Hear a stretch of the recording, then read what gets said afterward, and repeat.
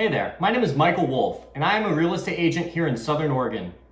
We have seen quite a pullback in the real estate market both locally and nationwide, and I'm going to address the main catalyst for this pullback, give a local market analysis for Jackson County here in Southern Oregon, and give some general advice for prospective home buyers. From 2020 to 2022, the US government spent between $4.6 and $5 trillion in response to the COVID-19 pandemic. While the exact number is difficult to calculate when spent at this unprecedented magnitude, one thing is for certain. Printing trillions of extra dollars out of thin air comes with unintended consequences, both for individuals and the economy at large. The government has historically spent money inefficiently, but in the early 2020s, this inefficiency may have reached a breaking point, resulting in as much as $80 billion in PPP theft, or 10% of the total PPP budget.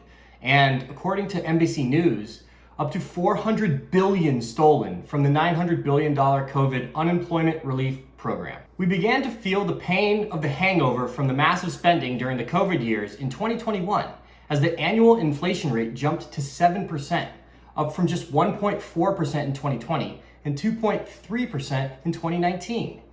Inflation hurts businesses and the economy at large, resulting in massive downsizing in many companies, specifically the tech sector, as speculative industries are the first acts to fall in a contracting economy. Even worse, inflation hurts middle and low income families harder, as they tend to have fewer savings in the bank and depend on cheap gasoline and food to survive. So who is responsible for curbing inflation? That is where the Federal Reserve comes in. The Federal Reserve controls monetary policy in the United States. According to their website, they provide the nation with a safer, more flexible, and more stable monetary and financial system. I find this claim quite dubious, akin to the Department of Defense mostly operating on the offensive front and starting a series of wars worldwide, but that's neither here nor there. The Fed decided a 7% annual inflation rate was unsustainable and opted to bring down inflation and get it under control, with Chairman Powell striving for a 2% annualized rate. But how do they bring inflation down? Do they curb inflation simply by waving a magic wand? Well, yes and no. Let's get into it. The Fed primarily curbs inflation by raising interest rates, making it more expensive to borrow money. When you get a loan, several factors determine how much that loan will cost per month, and one of those factors is the interest rate on the loan. When the Fed raises rates, they essentially are telling banks to make it more expensive to borrow money. And as banks get the money from the Fed to loan out, they're subject to the Fed's control. The Fed has raised rates in 10 consecutive meetings, raising rates a quarter point earlier this month and pushing its benchmark rate between 5 and 5.25%. This is the highest the rates have been since 2006. Does anybody remember what happened to real estate after 2006? Oh yeah, the subprime mortgage crisis, the Great Recession, Lehman Brothers collapse. Not very good times. And that brings us to discuss my local market in Jackson County, Oregon.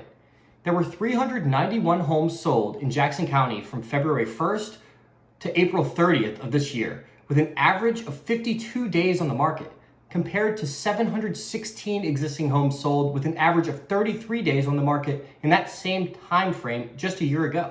Even with inflation, the highest it had been since the 1970s, there were nearly twice as many homes sold in that time frame. Since January 1st, the average existing home in Jackson County sat on the market for 62 days. Nearly double what it was in the first quarter of 2022. In other words, it's not only bad for buyers, who must pay high interest rates, it's also bad for sellers, as the buying pool has shrunk drastically since high interest rates have priced many buyers out of the market. So the million-dollar question is this: should you buy a home right now? Well, that depends on your situation. Firstly, if you're a cash buyer, you can likely get a smoking deal on a home right now, as sellers sit on their homes and begin to get desperate. However, most of us are not cash buyers and are therefore subject to paying the increased rates I mentioned before. If you are obtaining a loan, should you wait to buy a house? Once again, it depends. Many people across the country are paying an exorbitant amount of money in rent and saving monthly to buy a home. If you are one of these people, I would talk to a loan officer to see if taking the next steps to buy a home makes sense. You can figure out your approximate monthly payments, and if it is not substantially higher than you're paying for rent, I would go for it. I personally would much rather build equity in an investment rather than build my landlord's equity, even with the high rates considered. If the market pulls back further, you can hold on to your investment, and when inflation finally decreases, you'll be glad you did, as the bull market will be just around the corner. Now, if you already own a home but would like to upgrade, I would wait.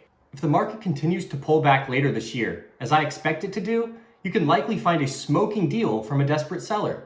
Even if you cannot sell your current home, why not rent it out and have your tenants build your equity for you? Of course, everyone's situation is different, but navigating the real estate market can be difficult, especially in a bear market, so you should take all the advice you can get. For more videos like this, please like and subscribe to our channel. We're trying to build the channel up now, so share this video with people that may find it interesting. And if you're seeking a devoted agent here in Jackson County, click the link down below and contact me on Facebook. Thanks.